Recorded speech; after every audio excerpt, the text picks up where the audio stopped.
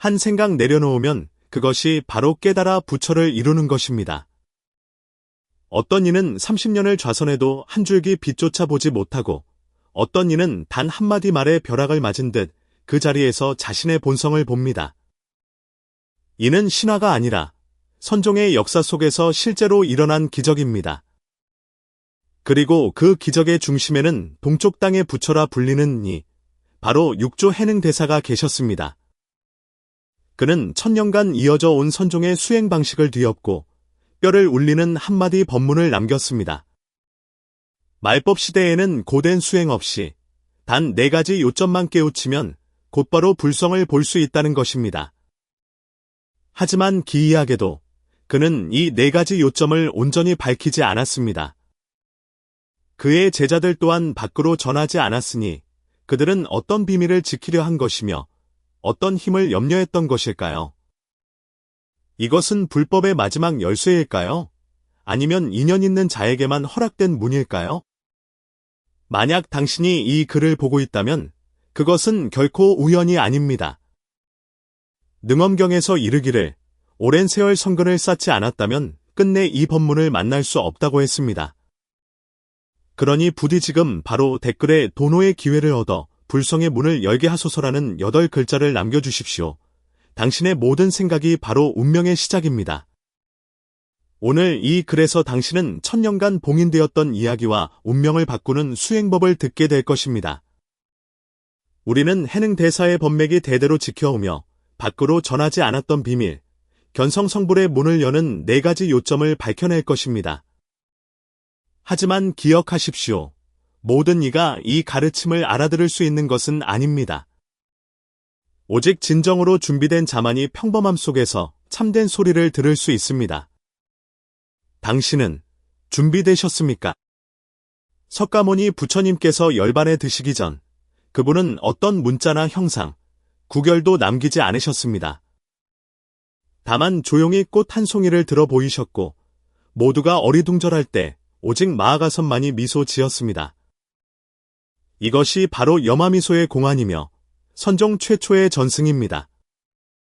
부처님은 입을 열지 않았으나 법은 이미 전해졌으니 이 말 없는 전법이야말로 선종의 가장 깊은 비밀, 마음을 곧바로 가리켜 본성을 보고 부처를 이루는 직지인심 견성성불입니다. 선종은 언어나 경전에 의지하지 않습니다. 오직 도노, 즉 한순간의 본마음을 깨닫고 망념을 타파하는 것에 의지합니다. 이것이 바로 해능대사가 계승하고 드날린 핵심 정신입니다. 그러나 당나라 이전까지 중국 불교는 점진적인 수행을 위주로 했습니다. 수행자들은 고된 참선을 하고 엄격한 계율을 지키며 끊임없이 경전을 외웠습니다. 10년, 20년, 혹은 평생을 수행하며 한 가닥 깨달음의 가능성을 좇았습니다.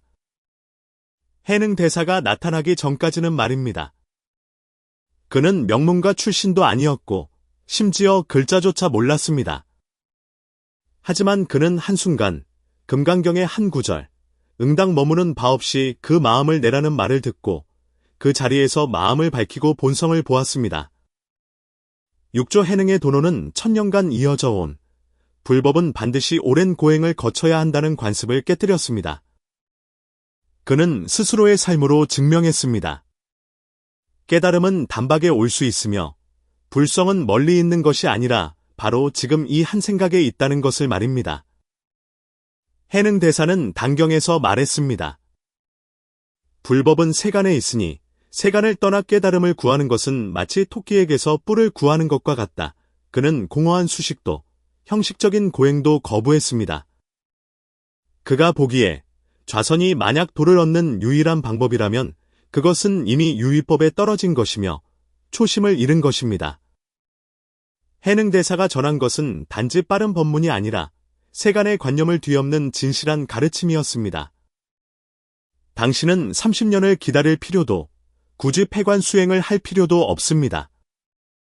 그저 빛을 돌이켜 안을 비추어 바로 이 한 생각 속에서 자신의 본성을 보기만 하면 됩니다. 인도의 부처님께서 남기신 최초의 법인에서 중국 선종의 도노에 이르기까지 이 전승의 맥은 끊어지지 않았습니다. 다만 누군가 그것을 다시 일깨울 어느 한순간을 기다리고 있었을 뿐입니다. 해능 대사가 바로 그 일깨운 분이며 그가 남긴 4가지 요점은 바로 이 깨어남의 길로 들어서는 핵심 암호입니다. 사형, 들으셨습니까? 조계산의 그 육조 대사께서 말법 시대에는 오래 좌선할 필요 없이 4가지 요점만 터득하면 견성성불할 수 있다고 하셨답니다. 무슨 소리인가? 어찌 그럴 수가 있겠는가? 옛 조사들께서 이르시길 뼛속까지 파고드는 추위가 없으면 어찌 매와 향기 코를 찌르겠냐고 하셨네.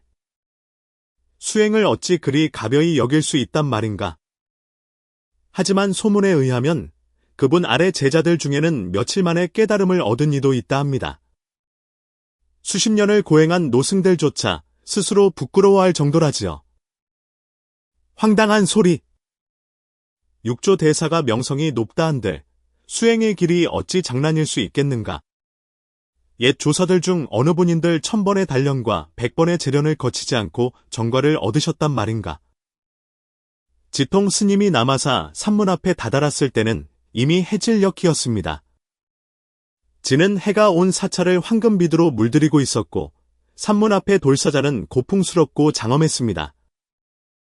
문 위에는 남아선사라는 4글자가 힘차게 새겨져 있었습니다. 지통은 산문 앞에 한참을 서 있었습니다. 마음속에는 성질을 순례하는 듯한 경건함과 함께 불안한 긴장감이 교차했습니다. 스님께서는 먼 곳에서 오셨나 봅니다. 등 뒤에서 온화한 목소리가 들려왔습니다.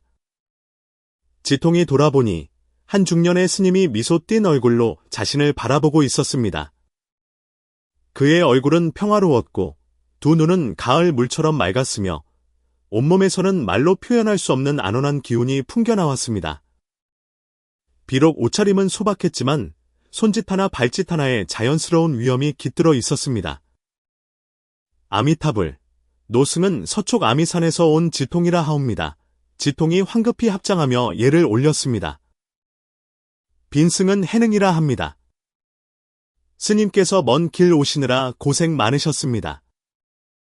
중년 스님의 말에 지통은 크게 놀랐습니다. 이분이 바로 소문으로만 듣던 육조 해능 대사란 말인가? 지통의 마음은 복잡해졌습니다. 그는 육조 대사가 분명 신성과 같은 풍모의 인간 세상의 음식을 드시지 않는 고승일 것이라 생각했습니다. 그런데 이토록 평범한 모습이라니 심지어 자신보다 더 젊어 보이기까지 했습니다. 대사님, 제자는 지통은 순간 무슨 말을 해야 할지 몰랐습니다. 해능은 그의 마음을 알아차린 듯 담담히 미소 지으며 말했습니다. 스님 마음에 의문이 있으신 듯하니 절 안으로 들어와 천천히 이야기 나누시지요. 마침 저녁 예불 시간이니 먼저 대중을 따라 예불에 참여하셔도 좋습니다. 대웅보전에 들어서자 지통은 수백 명의 승려들이 경을 외우며 예불하는 모습을 보았습니다. 그를 놀라게 한 것은 이 승려들의 표정이 모두 한결같이 집중되어 있고 평화로우며 눈빛에서는 내면의 기쁨이 배어 나온다는 점이었습니다. 그 기쁨은 억지로 꾸며낸 것이 아니라 자연스럽게 흘러나오는 것이었습니다. 지통은 여러 이름난 사찰에서 저녁 예불을 보았지만 이토록 사람의 마음을 사로잡는 광경은 처음이었습니다. 더욱 놀라운 것은 이들 중에는 매우 젊은 이들이 많았다는 것입니다. 어떤 이들은 갓 출가한 지 얼마 안 되어 보였지만 모두에게서 말로 표현할 수 없는 차분함과 지혜가 느껴졌습니다. 그런 기운은 수십 년을 고행한 노승들에게서도 보기 드문 것이었습니다. 저녁 예불이 끝난 후 해능은 지통을 방장실로 안내했습니다. 방 안은 소박했습니다. 선상 하나, 향로 하나가 놓여 있었고 벽에는 보리본무수, 보제본무수, 나는 묵적이 걸려 있었습니다.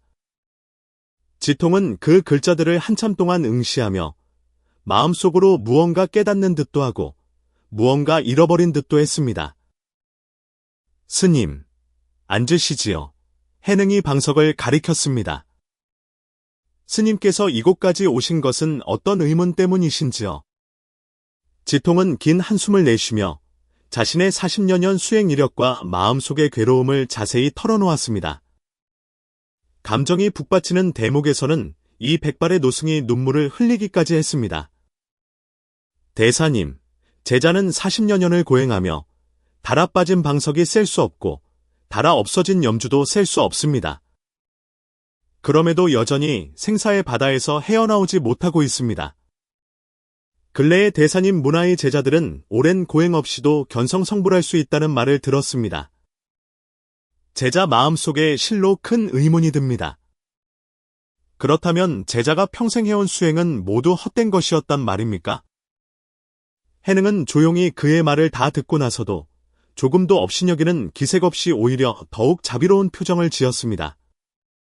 스님의 정진하는 마음은 참으로 존경스럽습니다. 하지만 스님께 한 가지 묻고 싶습니다. 스님께서 그토록 오랜 세월 고행하시면서 대체 무엇을 얻으셨습니까? 지통은 씁쓸하게 웃으며 말했습니다. 부끄럽게도 잠시 선정에 드는 것 외에는 얻은 것이 아무것도 없습니다. 얻은 것이 없다면 스님께서는 어찌하여 그토록 애써 추구하십니까? 해능의 질문에 지통은 잠시 멍해졌습니다. 추구하지 않는다면 어찌 부처를 이룰 수 있겠습니까? 지통이 반문했습니다. 해능은 고개를 저으며 직접 답하는 대신 다시 물었습니다. 스님께서는 무엇이 부처인지 아십니까? 깨달은 위없는 바른 깨달음을 얻은 분입니다. 지통은 망설임 없이 답했습니다. 그렇다면 스님께서는 깨달은 이가 대체 무엇을 깨달았는지 아십니까? 해능이 계속해서 물었습니다. 지통은 잠시 생각하다가 답했습니다. 모든 법의 실상을 깨닫고 영기와 공을 깨달은 것입니다. 해능은 다시 고개를 저었습니다. 스님께서 말씀하신 것은 모두 경전에서 배운 것입니다. 제가 묻는 것은 깨달은 이가 무엇을 깨달았는가입니다. 경전에 쓰인 것이 아니라 스님 스스로는 어떻게 생각하시는지요? 지통은 말문이 막혔습니다. 이 질문은 간단해 보였지만 그는 자신이 전혀 답할 수 없다는 것을 깨달았습니다. 바로 그때 밖에서 젊은 스님 한 분이 들어왔습니다. 26살쯤 되어 보이는 청수한 용모의 평온한 표정을 짓고 있었습니다. 그는 해능에게 절을 올린 후 공손히 말했습니다. 스승님, 제자 법회, 문안 여쭙니다. 법회, 마침 잘 왔다, 해능이 말했습니다. 이분은 서촉에서 멀리 오신 지통 스님이신데 우리의 수행법에 대해 알고 싶어 하신다. 내가 먼저 너의 경험을 좀 이야기해드리거라. 법회는 지통을 향해 합장하며 말했습니다. 자비하신 스님, 제자의 속명은 장씨이며 본래 장안의 부유한 상인의 아들이었습니다. 3년 전 사업에 실패하여 집안이 몰락하자 절망 속에서 출가하였습니다. 처음에는 저 또한 경전을 읽고 고된 선정 수행을 하며 매일 좌선에만 매달렸습니다. 그렇게 하면 생사를 벗어날 수 있을 것이라 믿었습니다. 지통은 고개를 끄덕였습니다. 그것이 당연하지. 수행이란 본래 그래야 하는 법. 법회는 고개를 저었습니다. 스님, 저 또한 처음에는 그렇게 생각했습니다. 하지만 수행을 하면 할수록 더욱 고통스러워지고 좌선을 하면 할수록 더욱 번뇌가 깊어졌습니다. 그러다 인연이 닿아 스승님을 뵙게 되었고 스승님께서는 단지 법회는 여기까지 말하고는 해능을 쳐다보며 무언가 의견을 구하는 듯했습니다. 해능은 손을 저으며 말했습니다. 오늘은 인연이 아직 이르지 않았으니 다음 기회에 이야기하도록 하자. 법회는 즉시 입을 다물고 두 사람에게 인사를 하고 물러났습니다. 지통의 마음속에는 더욱 큰 의문이 생겼습니다. 법회는 방금 무언가 중요한 말을 하려 했는데 왜 갑자기 그만둔 것일까? 게다가 법회는 출가한 지 3년밖에 되지 않았는데도 저토록 평온하고 자유로워 보이다니. 그런 기호는 40년을 고행한 자신조차 부끄러워할 정도였습니다. 스님, 밤이 깊었으니 우선 쉬시지요. 해능이 자리에서 일어났습니다. 내일 오후 법당에서 대중을 위해 설법이 있을 것입니다. 스님께서도 오셔서 들어보시지요. 다음 날 아침, 지통은 사찰 안을 거닐며 더 많은 것을 알아보고자 했습니다. 그는 한 가지 이상한 현상을 발견했습니다. 이곳의 승려들은 오랫동안 좌선하는 것에 그다지 열심인 것 같지 않았습니다. 선방은 매일 정해진 시간에 열렸지만 그 안에서 오랫동안 앉아있는 사람은 거의 없었습니다. 대부분의 시간에는 그들이 마당을 쓸고 물을 깃고 땔감을 패고 채소를 가꾸는 등 여러 가지 일상적인 일을 하고 있었습니다. 더욱 지통을 놀라게 한 것은 이 승려들이 이런 평범한 일을 할 때 얼굴에 특별한 집중의 빛을 띠고 있었다는 점입니다. 마치 무언가 신성한 일을 하는 것처럼 말입니다. 몇 번은 지통이 마당을 쓸던 누군가가 갑자기 멈추어 서서 무언가 깊이 생각에 잠기더니 이내 환한 미소를 짓는 모습도 보았습니다. 공양간에서 아침 죽을 먹을 때 지통은 몇몇 젊은 스님들이 낮은 목소리로 대화하는 것을 들었습니다. 어제 스승님의 그 몇 마디 말씀을 듣고 밤새 생각하다가 문득 깨달은 바가 있었습니다. 그렇습니다.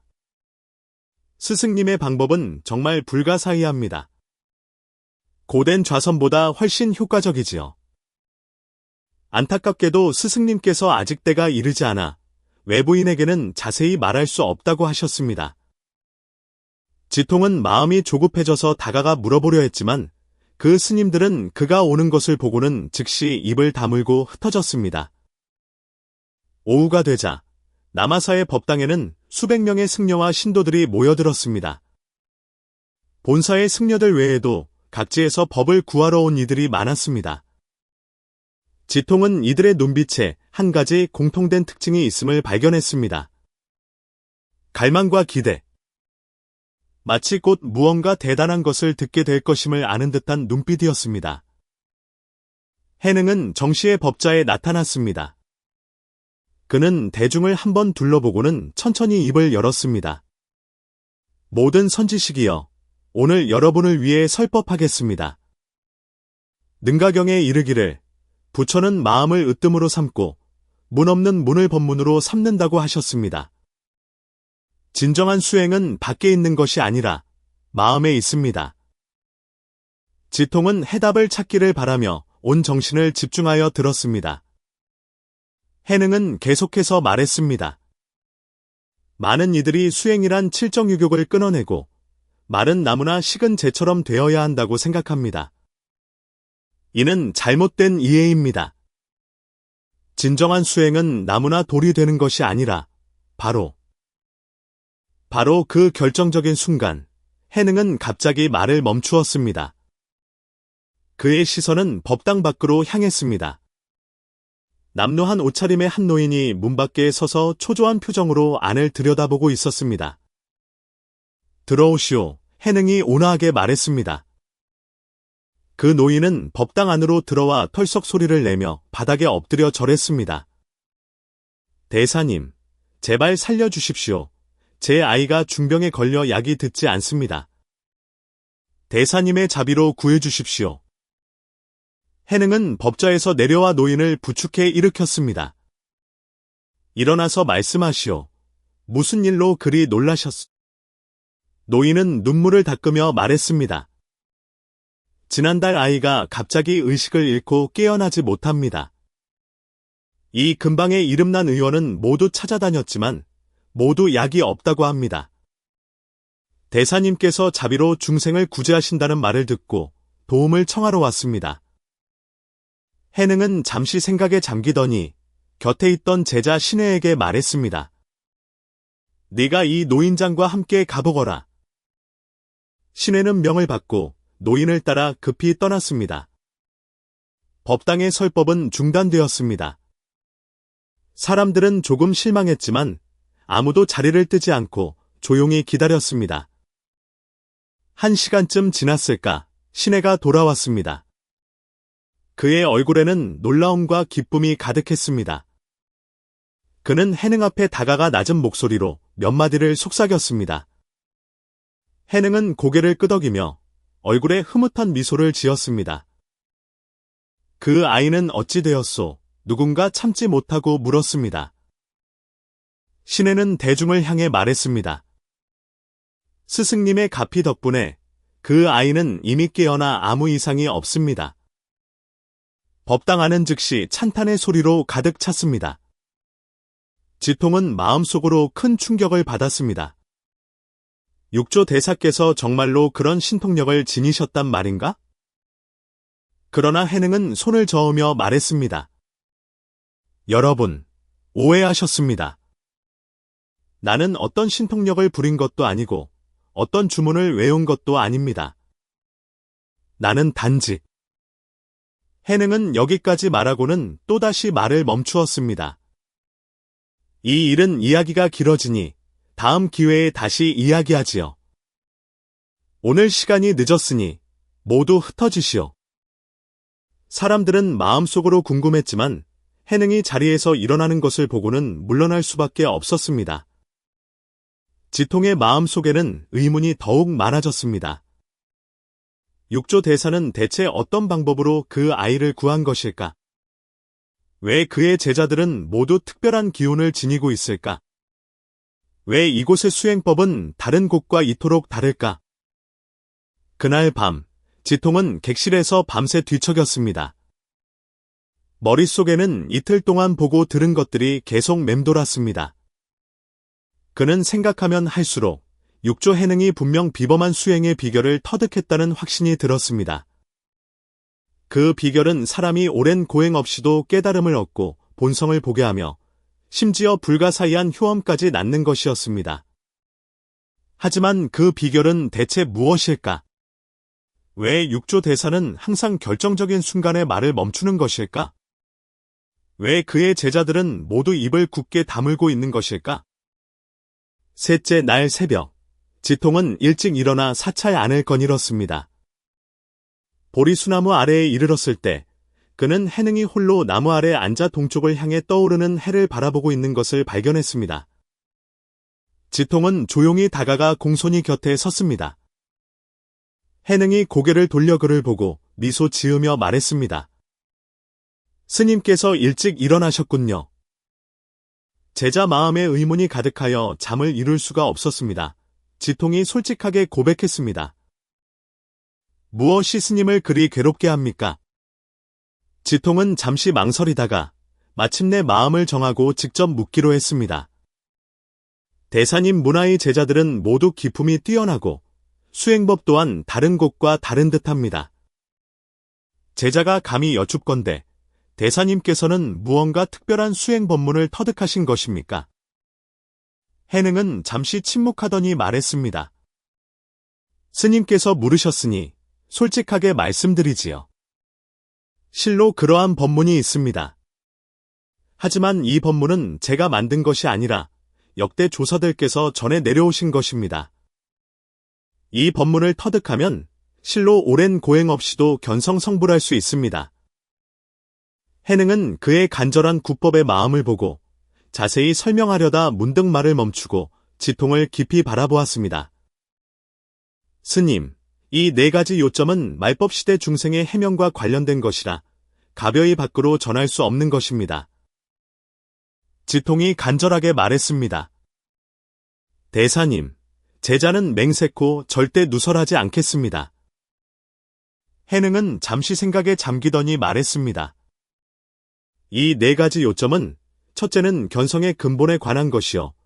둘째는 수행의 방향에 관한 것이며 셋째는 공부하는 방법을 해결하고 넷째는 깨달음을 증득하는 관건입니다.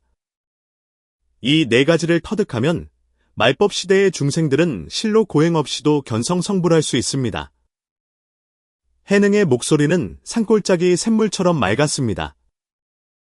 첫 번째 요점은 마음을 보되 그것이 참마음이 아님을 아는 것, 견심비심입니다. 지통이 미간을 찌푸렸습니다.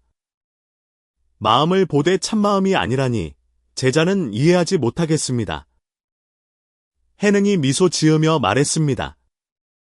많은 이들이 수행을 시작하며 마음을 보는 것에 공부에 초점을 맞춥니다. 마음을 똑똑히 보고 망념을 다스리려 하지요. 하지만 문제는 그들이 보이는 그 마음에 집착하는 순간 이미 망상에 떨어진다는 것입니다. 진정한 깨달음은 지금 이 순간 생각을 일으키고 분별하는 마음이 본래 참마음이 아님을 아는 데서 시작됩니다. 만약 이것을 시작점으로 삼는다면 그것은 꿈을 말로 삼고 도적을 아버지로 삼는 것과 같습니다. 지통은 눈을 감고 오랫동안 생각에 잠겼다가 마침내 한숨을 내쉬며 말했습니다. 어쩐지 제자가 오랜 세월 수행을 해도 하면 할수록 마음이 어지럽고 마음을 관하면 관할수록 번뇌가 깊어졌습니다. 제가 관하던 그 마음이 본래 무상한 헛개비였기 때문이군요. 해능이 고개를 끄덕였습니다. 이미 칠할은 이해하셨습니다. 수행인이 가장 먼저 깨뜨려야 할 것은 번뇌가 아니라 바로 망령된 것을 진짜라고 여기는 집착심입니다. 우리 절의 스님들이 마당을 쓸고 물을 깃는 것을 보셨지요? 겉으로는 일상적인 일 같지만 실은 시시때때로 본 마음을 비추어 보는 것입니다. 생각을 관하는 것이 아니라 생각이 일어나고 사라짐의 주제자가 없음을 알아차리고 집착하지 않는 것이지요. 굳이 선방에서 고되게 좌선하는 것은 오히려 형식에 얽매이는 것입니다. 지통의 얼굴에 환한 깨달음의 빛이 서렸습니다. 그가 다시 물으려 할 때 해능이 이어서 말했습니다. 두 번째 요점은 걷고 머물고 앉고 눕는 모든 것이 바로 선수행, 행주자와 계시선수, 이라는 것입니다. 그것은 너무 막연한 말씀이 아닙니까? 지통이 이해할 수 없다는 듯 물었습니다. 해능이 고개를 저었습니다. 만약 수행을 특정 장소, 특정 시간, 특정 행위로 국한한다면 그것은 이미 치우친 것입니다. 진정한 선이 어찌 방석 위에만 있겠습니까? 걸을 때 발걸음이 헛개비임을 알면 마음에 망념이 생기지 않고 밥을 먹을 때 맛과 향이 모두 인연의 화합임을 알면 마음에 끌려가지 않습니다. 매일의 삶 속에서 한 걸음 한 걸음 집착 없이 나아가는 것이 바로 수행입니다. 제자가 이제야 깨달았습니다. 지통이 외쳤습니다. 이것이 바로 어제 이절의 스님들이 마당을 쓸고 채소를 가꿀 때 보여주었던 그 자유로운 모습의 이유였군요. 그들은 일을 하고 있었던 것이 아니라 움직이는 선을 행하고 있었던 것입니다. 해능이 미소 지었습니다. 바로 그렇습니다. 말법 시대의 중생들은 번뇌가 깊고 무거워 억지로 좌선만 강요하면 오히려 번뇌가 더욱 심해집니다. 앉아서 헛된 생각에 잠기는 것보다 움직이면서 깨어있는 것이 훨씬 낫습니다. 지통은 연신 고개를 끄덕였습니다. 마치 오랜 세월 막혀있던 마음의 매듭이 풀리는 것 같았습니다. 그렇다면 세 번째 요점은 무엇입니까? 그가 참지 못하고 물었습니다. 해능이 낮은 목소리로 말했습니다. 세 번째는 깨달음을 구하지 않아야 비로소 깨달음을 얻는다. 부국과 고방득 같고 는 것입니다. 이번에는 지통이 오랫동안 침묵하다가 천천히 입을 열었습니다. 이것은 제자가 이제껏 배워온 것과 크게 다릅니다. 수행인이 깨달음을 구하지 않는다면 어찌 발심했다고 할 수 있겠습니까? 해능의 눈빛이 맑게 빛나며 지통을 바라보았습니다. 스님, 어제 제가 스님께 40년 고행하여 무엇을 얻었느냐고 물었던 것을 기억하십니까? 지통은 고개를 숙인 채 말이 없었습니다. 잠시 선정에 드는 것 외에는 얻은 것이 아무것도 없다고 대답했던 자신을 떠올렸습니다. 해능의 목소리는 부드러웠지만 단호했습니다. 그것이 바로 구함의 함정입니다. 얻고자 하면 나라는 상이 생기고 집착이 생깁니다. 마음에 구하는 바가 있으면 아는 바가 생기고 그것이 바로 장애가 됩니다. 진정한 깨달음은 한 생각 내려놓아 텅 비어 아무것도 집착하지 않을 때 저절로 드러나는 것입니다. 지통이 고개를 들자 두 눈에 빛이 감돌았습니다. 구하지 않아도 얻어지는 것, 마치 그림자가 몸을 따르듯 말입니까? 제자가 이제야 머무는 바 없이 그 마음을 내라는 말씀의 뜻을 조금은 알 것 같습니다. 훌륭합니다. 해능이 고개를 끄덕였습니다. 이 세상에서 가장 깊은 수행은 얻으려는 노력에 있는 것이 아니라 내려놓음에 있습니다. 그렇다면 네 번째 요점은 무엇입니까? 지통이 경건하게 합장하며 물었습니다. 대사님, 부디자비를 베풀어 가르침을 내려주십시오. 해능은 잠시 침묵하다가 천천히 입을 열었습니다. 네 번째 요점은 생각이 일어나면 곧바로 알아차리고 알아차리면 곧 사라진다. 염기즉각, 각지즉무, 는 것입니다. 지통의 마음이 크게 흔들렸습니다. 이것이 바로 전설로만 듣던 한 생각 깨치면 곧보리, 보제에 이른다는 법문입니까? 바로 그것입니다. 해능은 자리에서 일어나 보리수나무 아래로 걸어가 나뭇가지로 땅 위에 원 하나를 그렸습니다. 이 세상의 생각들은 끊임없이 이어지니 마치 물속의 다리요 허공의 꽃과 같습니다. 만약 수행인이 한 생각이 일어나는 순간 이 생각이 진짜가 아니며 뿌리 없는 것임을 알아차리고 두 번째 생각을 일으키지 않는다면 그것이 바로 도노입니다. 하지만 생각은 바람과 같아 일어나고 사라짐이 무상한데 어찌 실시간으로 알아차릴 수 있겠습니까? 지통이 물었습니다. 그것이 바로 이 요점의 핵심입니다. 해능이 몸을 돌려 말했습니다. 만약 당신이 실시간으로 생각이 일어나면 알아차려야지라고 생각한다면 그것은 이미 달아차리려는 또 다른 생각을 일으키는 것입니다. 하지만 만약 당신이 알아차림과 알아차리지 못함의 분별을 떠나 생각이 저절로 일어나고 사라지도록 내버려두되 물들지 않는다면 그것이 바로 참된 알아차림입니다. 지통은 갑자기 모든 것이 환히 밝아지는 것을 느꼈습니다. 그는 땅에 엎드려 큰 절을 올렸습니다. 대사님의 자비에 깊이 감사드립니다. 제자가 가르침을 받으니 이곳에 온 보람이 있습니다. 해능이 가볍게 탄식했습니다. 지통 스님, 사실 이 이치들은 저 해능이 홀로 창안한 것이 아니라 선종의 역대 조사들께서 이미 전해오신 것입니다. 다만 오늘날 사람들이 어려운 것만을 구하고 근본 마음을 돌아보지 않을 뿐이지요. 저는 단지 말법 시대 중생들의 근기에 맞추어 미혹한 이들을 일깨워 줄 뿐입니다. 지통이 일어나며 표정이 장엄해졌습니다. 제자는 남아사의 남아 대중을 위해 일하며 다시 바른 도를 닦고자 합니다. 해능이 고개를 끄덕이며 미소 지었습니다. 당신의 마음이 이미 바뀌었으니 그것이 바로 새로운 삶의 시작입니다. 며칠 후, 지통은 이전의 법을 버리고 명유, 나는 법명으로 바꾸었습니다. 그는 남아사에서 자벽을 맡아 물을 깃고 땔감을 패고 밥을 지으며 모든 일에 마음을 다해 비추어 보되 더 이상 경계를 추구하지도 얻고 이름을 따지지도 않았습니다. 1년 후, 어느 날 그가 공양간에서 마당을 쓸다가 문득 깨닫는 바가 있어 빗자루를 멈추고 그 자리에 한참을 서서 눈물을 흘렸습니다. 그 후로 그는 더 이상 수행에 대해 말하지도 깨달음에 대해 논하지도 않았습니다. 다만 매일이 평범했지만 매일이 기쁨이었습니다. 오랜 세월이 흐른 뒤 그의 제자 중 한 명이 어떻게 깨달음을 얻었는지 묻자 그는 단지 미소 지으며 말없이 땅 위에 원 하나를 그렸습니다. 그 원은 옛날 해능 대사가 보리수나무 아래에서 그렸던 것과 똑같았습니다. 우리는 흔히 마음을 돌이켜 나의 본 모습을 비추어 보라고 말합니다.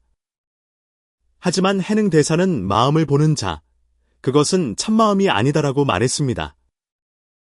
왜일까요? 왜냐하면 당신이 마음이라고 보고 있는 그것은 사실 생각의 투영이며 집착의 환상이기 때문입니다. 당신이 보는 것은 감정이 요동칠 때의 혼란함이요, 생각이 오르내릴 때의 자기 연극입니다.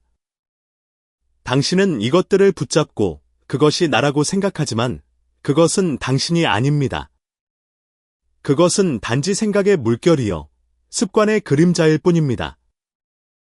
부처님께서는 능엄경에서 이미 지적하셨습니다. 어리석은 사람은 6가지 티끌, 육진을 자기의 본성으로 여기나니 이 때문에 생사를 윤회한다. 우리가 마음이라고 보는 것은 사실 6감각기관, 육근, 이 대상을 만났을 때 일어나는 반응입니다. 분노할 때의 억울함, 기쁠 때의 탐욕, 외로울 때의 집착. 이것들은 모두 마음의 모습, 심상, 이지, 마음의 본체, 심체가 아닙니다. 하지만 대부분의 사람들은 평생 마음의 모습과 싸우느라 단 한 번도 마음의 본체로 돌아가지 못합니다. 그들이 좌선하는 것은 생각을 억누르기 위함이요. 그들이 참선하는 것은 망상을 없애기 위함이며 그들이 패관하는 것은 바깥 인연을 끊기 위함입니다. 하지만 그들은 한 가지를 잊었습니다. 억누르는 것은 깨어남이 아니라는 것을. 물에 비친 달 그림자를 아무리 오래 들여다봐도 진짜 달을 볼 수는 없습니다. 해능대사가 마음을 보되 참마음이 아니다라고 한 것은 마음을 보지 말라는 뜻이 아닙니다. 당신이 보고 있는 그 마음을 진짜 마음으로 여기지 말라는 것입니다. 당신이 그것을 볼 수 있다는 것은 당신이 그것이 아니라는 증거입니다. 당신은 그것을 알아차리고 그것을 꿰뚫어 볼 수 있는 본래의 깨어있음, 본각입니다. 그것이야말로 진정한 당신입니다. 이것이 불교에서 매우 중요한 인식의 전환점입니다. 보는 자가 보는 것이 아니요. 봄이 봄을 떠났으며 봄조차 얻을 수 없다. 바꾸어 말하면 당신이 집착하던 그 알아차림의 주체조차 사실은 생각의 일부임을 발견할 때 당신은 비로소 불성에 가까워지기 시작합니다. 이것은 단지 철학적인 정교함이 아니라 현실 수행에서의 생사 갈림길입니다. 많은 수행자들이 길을 잘못 드는 것은 바로 그들이 끊임없이 생각을 주시하고 관찰하고 비판하고 분석하고 통제하려 하기 때문입니다. 하지만 해능대사는 말합니다. 주시할 필요도 붙잡을 필요도 없다고. 그 생각을 일으키는 마음은 당신이 관찰할수록 더욱 활발해지고 당신이 그것을 바꾸려 할수록 더욱 변화무쌍해집니다. 좌선을 통해 마음을 통제하려는 것은 불로 불을 끄려는 것과 같아서 끌수록 더욱 타오를 뿐입니다. 해능대사는 말했습니다. 본래 한 물건도 없거늘 어느 곳에 먼지가 끼겠는가. 당신이 그 생각을 일으키는 마음이 실체가 아님을 철저히 꿰뚫어 보는 순간 망념은 종이째처럼 흩어지고 당신은 마침내 본성의 문 앞에 서게 됩니다. 이 첫 번째 요점은 불교에서 말하는 망령됨을 알면 곧 벗어나고 환상임을 알면 곧 깨어난다는 것입니다. 망념을 억누르는 것이 아니라 그것을 꿰뚫어 보는 것이고 그것과 싸우는 것이 아니라 그것을 진짜로 여기지 않는 것입니다. 마치 꿈속의 사람이 문득 깨어나 꿈속의 모든 것이 진짜가 아니었음을 아는 것과 같습니다. 이것이 바로 해능대사가 전한 첫 번째 요체입니다. 간단하지만 수많은 수행자들이 평생을 수행하고도 넘지 못한 하나의 문입니다. 당신은 수행이 고요한 선방에서만 가능하다고 생각하십니까? 당신은 반드시 두 다리를 틀어안고 눈을 감고 호흡을 조절해야만 부처를 만날 수 있다고 생각하십니까? 그렇다면 당신은 여전히 꿈속에 있는 것입니다. 해능대사는 우리에게 말합니다.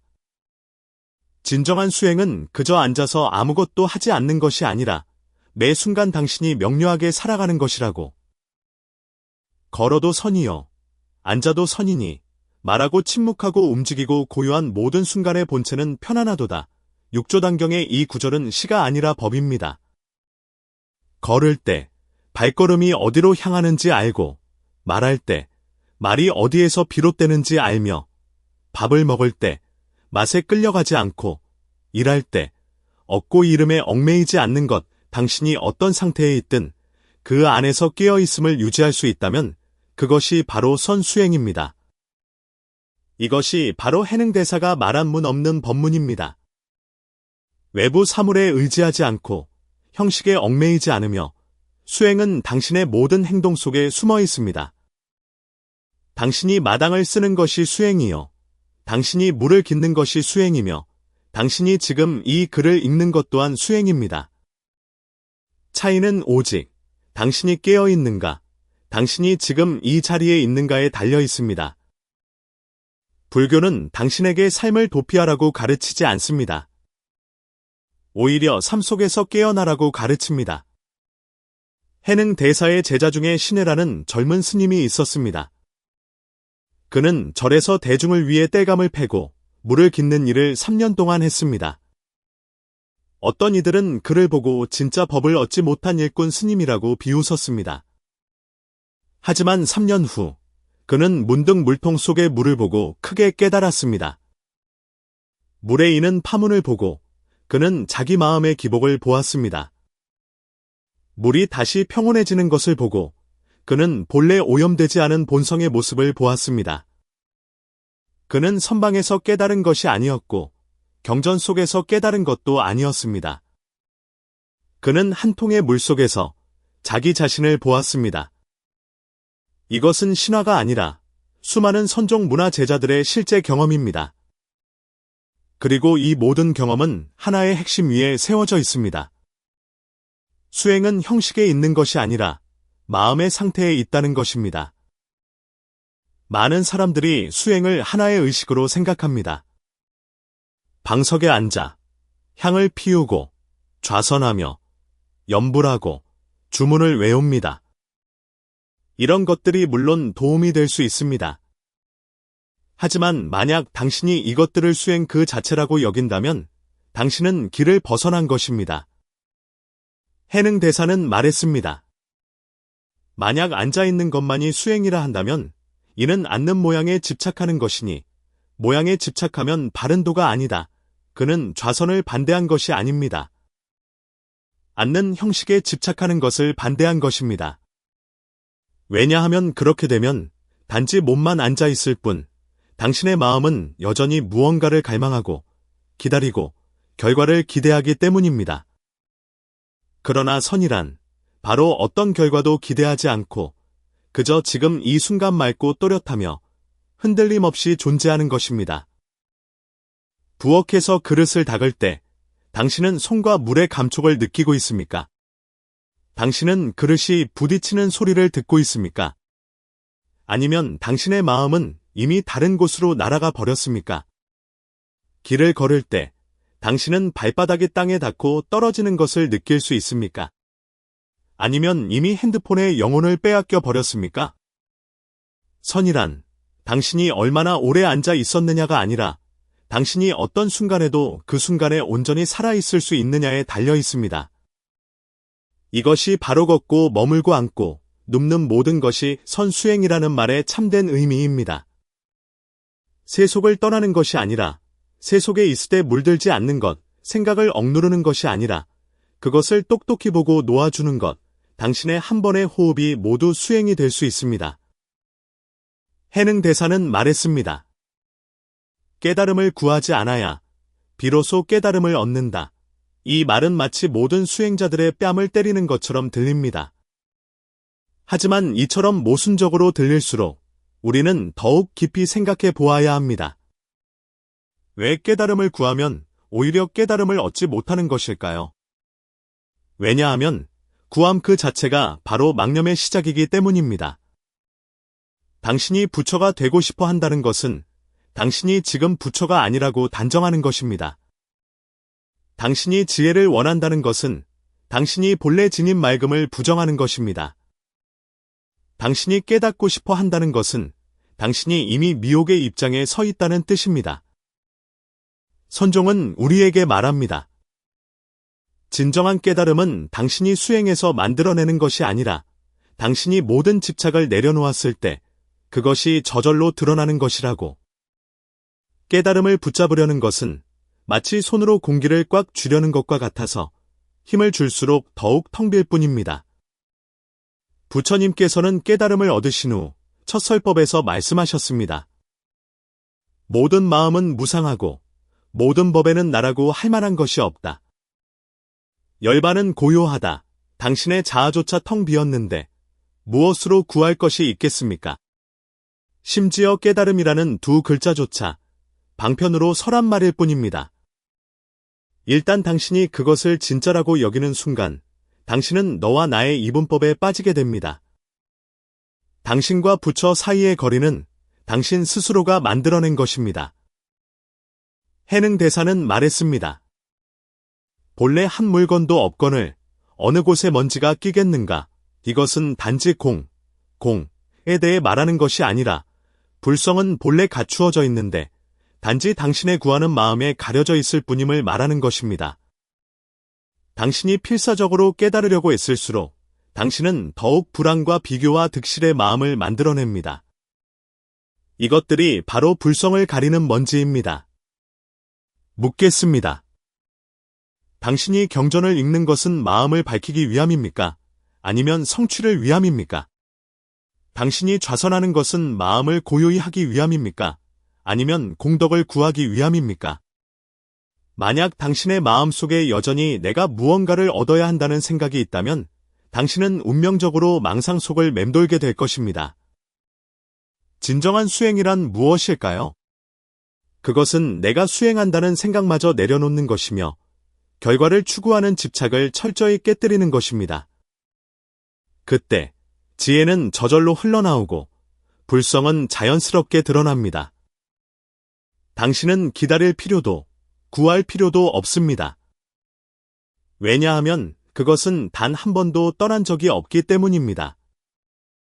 이것이 바로 해능의 세 번째 요점입니다. 간단하지만 전체 수행 세계의 가장 깊은 맹점입니다. 많은 사람들이 수행이란 마음속에 생각이 없는 상태를 만드는 것이라고 생각합니다. 그들은 진정한 선정이란 머릿속이 텅 비어 아무 생각도 하지 않는 것이라고 믿습니다. 그래서 그들은 끊임없이 생각을 억누르고 단련하고 생각이 일어나는 것을 거부합니다. 하지만 이것은 사실 오해입니다. 해능대사는 말했습니다. 생각이 일어나면 곧바로 알아차리고 알아차리면 곧 사라진다. 이것은 당신에게 생각이 없어야 한다는 뜻이 아니라 당신이 생각이 이미 일어났음을 아는 것입니다. 당신은 생각 그 자체가 아니라 생각을 볼 수 있는 그 사람입니다. 비유를 들어보겠습니다. 생각은 밤하늘을 가로지르는 유성과 같습니다. 알아차림은 당신이 그것이 스쳐 지나가는 것을 본 바로 그 찰나입니다. 당신은 유성이 오는 것을 막을 필요가 없습니다. 당신은 단지 그것이 항성이 아니며 결국 사라질 것임을 똑똑히 보기만 하면 됩니다. 많은 이들이 오랜 세월 수행해도 진전이 없는 것은 바로 그들이 생각과 맞서 싸우고 그것을 쫓아내려 하기 때문입니다. 하지만 저항할수록 생각은 더욱 강해지고 더욱 극적으로 변합니다. 그러나 알아차림은 다릅니다. 알아차림은 소멸시키는 것이 아니라 꿰뚫어 보는 것입니다. 당신이 일단 생각이 나가 아님을 보는 순간 그것은 당신을 지배할 힘을 잃습니다. 부처님께서는 유마경에서 말씀하셨습니다. 알아차림으로 분별이 생기면 그것은 곧 텅 빈 분별이다. 이 구절은 모순처럼 보이지만 실은 원흉한 진리입니다. 당신이 알아차리는 바로 그 찰나, 당신은 동시에 그것이 텅 비었음을 보고 있습니다. 왜냐하면 알아차려지는 대상은 그 자체로 실체가 아니기 때문입니다. 이것이 바로 해능대사가 전한 매우 높은 지혜입니다. 당신은 단련할 필요가 없습니다. 당신은 단지 생각이 일어나는 그 순간에 알아차림의 등불을 밝히기만 하면 됩니다. 이것은 없애는 것이 아니라 비추어 보는 것이고 억누르는 것이 아니라 꿰뚫어 보는 것입니다. 이것이 바로 반야심경에 나오는 가장 날카로운 지혜의 칼날, 오온이 모두 공함을 비추어 보고 모든 고통에서 벗어난다는 구절의 의미입니다. 오온이 사라지는 것이 아니라 그것이 본래 공함을 비추어 보는 것입니다. 그렇게 하면 번뇌는 없애려 하지 않아도 저절로 사라지고 생각은 잠재우려 하지 않아도 저절로 고요해지며 참마음은 자연스럽게 드러납니다. 이 네 글자, 염기즉각, 기즉각, 은 간단해 보이지만 실은 생사를 해탈하는 길과 관련이 있습니다. 생각이 일어나면 곧 중생이요. 곧바로 알아차리면 곧 보살이며 알아차려 그것이 본래 없음을 알면 곧 부처입니다. 해능대사가 전한 법에는 구결도 없고 의식도 없습니다. 오직 이 생각이 일어나는 바로 지금 이 순간 당신이 깨어있는가 아닌가 하는 것뿐입니다. 이것이 바로 선의 핵심입니다. 마음을 보되 참마음이 아니다라는 것을 이해했다면 화가 날 때 이것은 내가 아니라 감정이고 습관이다라고 스스로에게 상기시켜 보십시오. 걷고 머물고 앉고 눕는 모든 것이 선임을 알았다면 길을 걸을 때 진정으로 한 걸음 한 걸음을 느껴보십시오. 발바닥이 땅에 닿는 느낌, 바람이 옷깃을 스치는 느낌, 몸이 존재함을 말입니다. 당신이 단 1분이라도 이렇게 할 수 있다면 이미 범부가 아닙니다. 깨달음을 구하지 않아야 비로소 깨달음을 얻는다는 것을 이해했다면 오늘 바로 내가 부처가 되어야 한다는 집착을 내려놓으십시오. 수행을 삶에 돌려주고 결과를 두려워하지도 고통에서 도망치지도 말고 그저 맑게 깨어 한 걸음 한 걸음 길을 가고 매 순간을 살아가십시오. 생각이 일어나면 곧 알아차리고 알아차리면 곧 사라진다는 말을 들었다면 지금 바로 눈을 감고 당신의 생각을 바라보십시오. 구름처럼 떠오르는 생각을 당신은 쫓지도 두려워하지도 말고 그저 바라보기만 하십시오. 그것이 바로 선입니다. 당신은 수행을 위해 따로 시간을 낼 필요가 없습니다. 당신은 단지 화가 나기 1초 전 게으른 생각이 들 때 망상에 빠지는 그 순간에 스스로에게 한마디 물어보면 됩니다. 나는 생각 속에 있는가? 아니면 생각을 보고 있는가? 이 한마디가 당신을 번뇌에서 벗어나게 하고 당신을 연극 속의 역할에서 연극을 보는 관객으로 되돌려줄 수 있습니다. 또한 완벽하게 해내려고 조급해할 필요도 없습니다. 당신이 연습을 시작하기만 한다면 하루에 단 한 번, 1초 동안이라도 알아차린다면 이 길은 이미 열린 것입니다.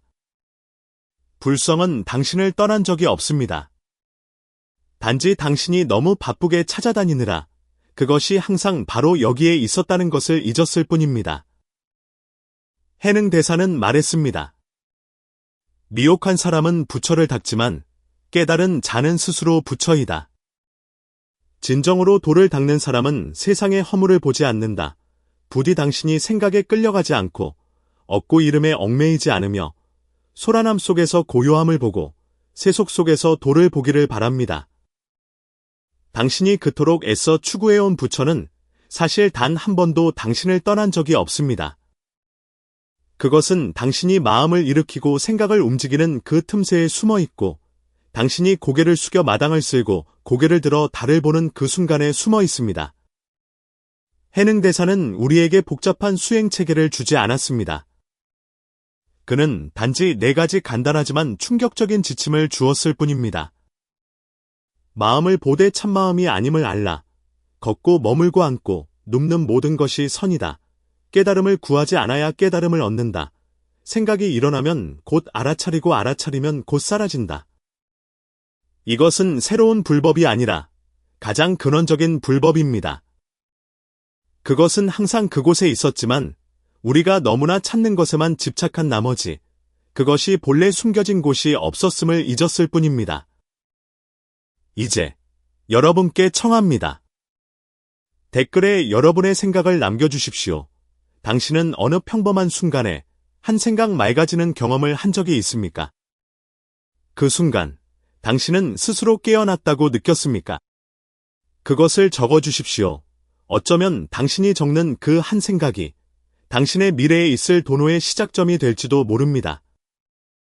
부디 오늘부터 더 이상 밖에서 부처를 찾지 말고 바로 이 한 생각 돌이켜 당신의 마음을 보시기를 바랍니다.